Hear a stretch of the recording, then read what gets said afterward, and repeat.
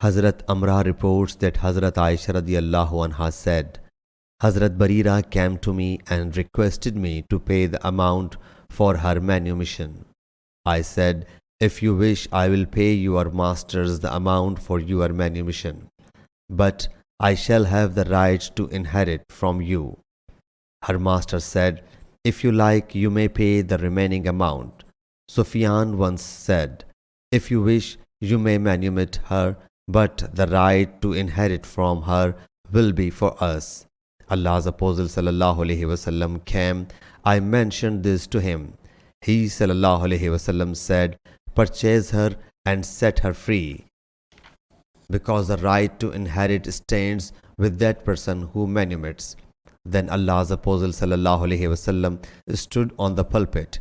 Sufyan once said, mounted the pulpit and said, what about those people who impose such conditions as are not mentioned in Allah's book? Whosoever imposes such conditions as are not in Allah's book will have nothing, though he imposes 100 conditions.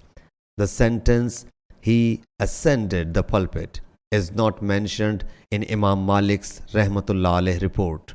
Sahih Bukhari, Hadith number 456.